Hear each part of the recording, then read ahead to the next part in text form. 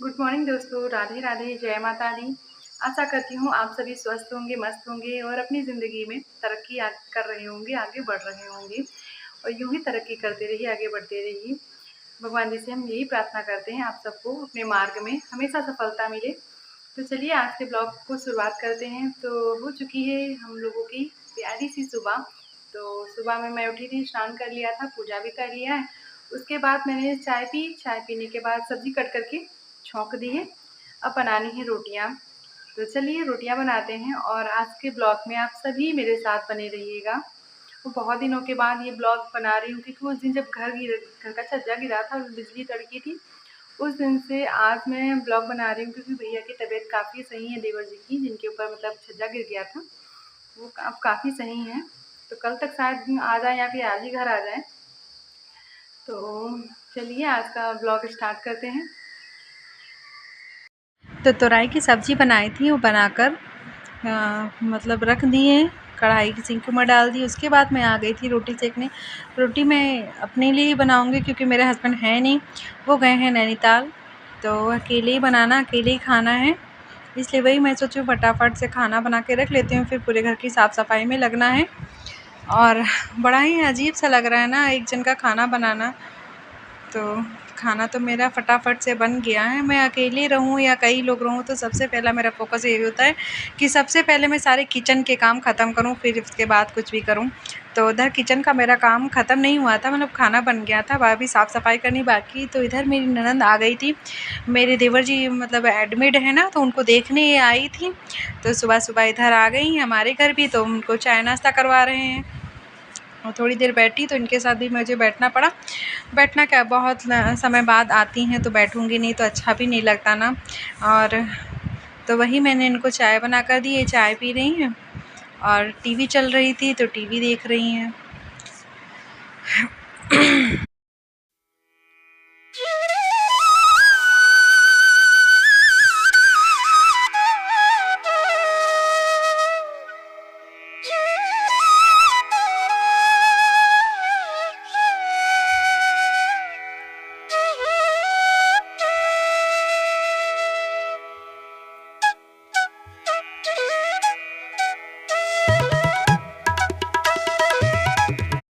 तो ननंद जी चली गई थी, बस बताया था फिर थोड़ी देर बाद में आऊँगी।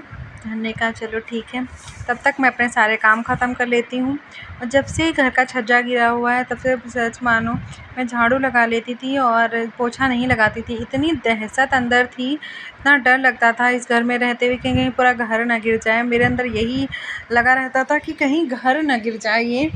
तो इतना डर और शरीर काम नहीं कर रहा था, इतनी भयानक दहशत थी। तो फिर मैंने हिम्मत जुटाई, यार रहना जब यहीं पे है तो काम तो करना पड़ेगा, बिना साफ़ सफाई के काम भी नहीं चलेगा। तो वही मैंने आज हिम्मत जुटाई, हमने कहा हो जो होना होगा। तो चलो घर के सारे काम निपटाते हैं और यहीं रहना है तो साफ़ सफाई से जैसे पहले रहते थे वैसे ही मैं रहना चालू कर रही हूँ। लेकिन इस कमरे में भी मैं वीडियो बनाना भूल गई, लेकिन पूरे कमरे की जो पीओपी हुई है वो सब तक की चिटक गई है। इतनी जितने आगे के रूम हैं वो सारे रूमों की पीओपी सब चिटक गई है। तो डर सा लगता है कि कहीं मतलब घर ना गिर जाए, क्योंकि कहते ही नहीं छज्जा जब गिरा तो छत तो पूरी हिली गई होगी। इस वजह से बहुत डर लगता है, लेकिन भगवान का नाम लेकर के मैं इस घर में रह रही हूँ। अब जो होना होगा वो होगा, क्या करें। अभी इतना मौत के मुंह से भगवान ने निकाला है तो आगे भी रक्षा करेंगे भगवान ही। तो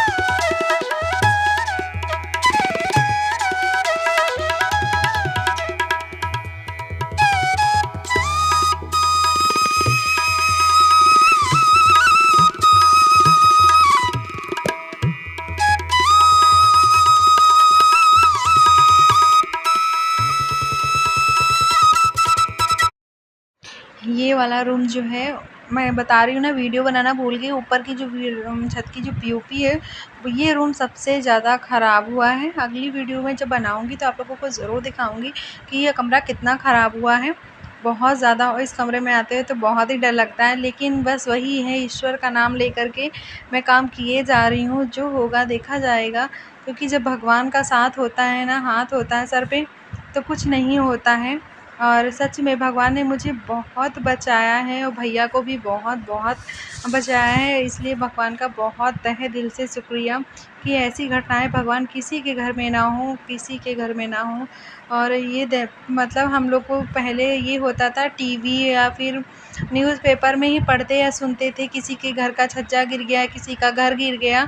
आज हम लोगों के साथ से ऐसा हादसा हुआ है तो बहुत ज़्यादा अंदर से डर लग रहा है। अभी भी मैं जब घर से निकलती हूँ तो गेट से नहीं निकलती, क्योंकि गेट के ऊपर जो रेलिंग है वो भी अभी मतलब ऊपर वाली जब रेलिंग गिरी तो नीचे वाली रेलिंग हिल गई है बहुत ज़्यादा बुरी तरीके से। तो मैं दूसरे दरवाजे से निकलती हूँ। बहुत लोग कहते हैं नहीं निकला करो, लेकिन पता नहीं मेरी हिम्मत नहीं पड़ती, क्योंकि हाथ से बताकर नहीं होते, कभी भी किसी भी तरीके से हो जाते हैं। माना कि भगवान बचाने वाले हैं, पर जानबूझ के कूदना भी तो नहीं चाहिए ना। तो इसलिए मैं उस गेट से नहीं निकलती हूँ, दूसरे गेट से निकलती हूँ। दरवाज़ा दूसरा लगा है तो उससे नहीं, उधर तरफ से निकलती हूँ।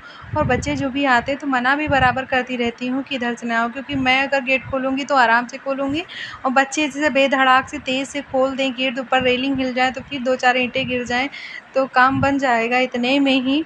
तो इसलिए मैं सबको मना करती हूँ, मेन गेट से मत आओ, पीछे दूसरा दरवाज़ा है उधर से आया करो।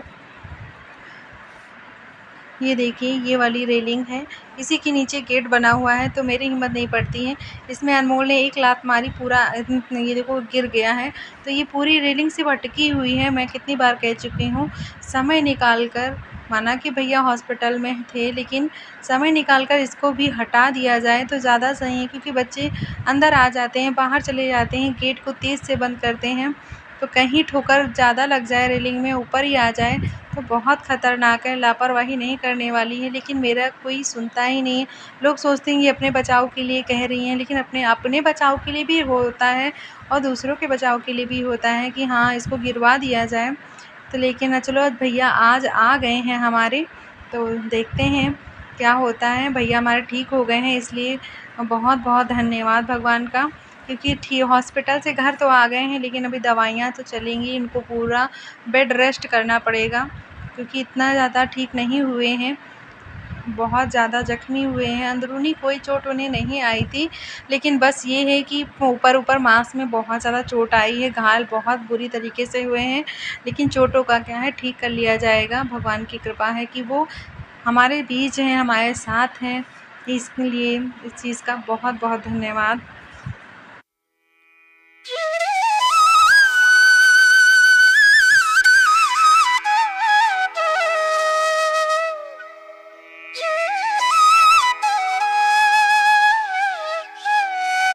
और पूरे घर में झाड़ू लग गया है। सीढ़ियाँ रह गई थी झाड़ू लगाने के लिए, क्योंकि नीचे पप्पा की स्कूटी खड़ी हुई थी। अगर मैं झाड़ू लगाती तो वो साफ़ कर चुके थे स्कूटी ना, तो जीना के नीचे ही खड़ी हुई थी तो फिर से धूल मिट्टी हो जाती, इसलिए नहीं लगाई थी झाड़ू। झाड़ू लगा के पोछा भी कर दिया है। अब आप लोगों को एक बार फिर से मैं अपने घर का नक्शा दिखा रही हूँ, आप देख लीजिए। तो मैं इसको बार-बार देखती रहती हूँ, आत्मा मेरी रोती रहती है कि क्या हो गया इस घर को, कैसे इतना मतलब कितना अच्छा था हम लोगों का घर, और ये सब कैसे गाज गिर गई, यही सोचते रहते हैं। प्लीज़ आप लोग ईश्वर से दुआ करिए हमारा घर पहले जैसे फिर से हो जाए। और अगर आप लोगों को ये वीडियो ज़रा सी भी अच्छी लगी हो तो एक लाइक एक शेयर कमेंट ज़रूर करिएगा। और जय माता दी, राधे राधे।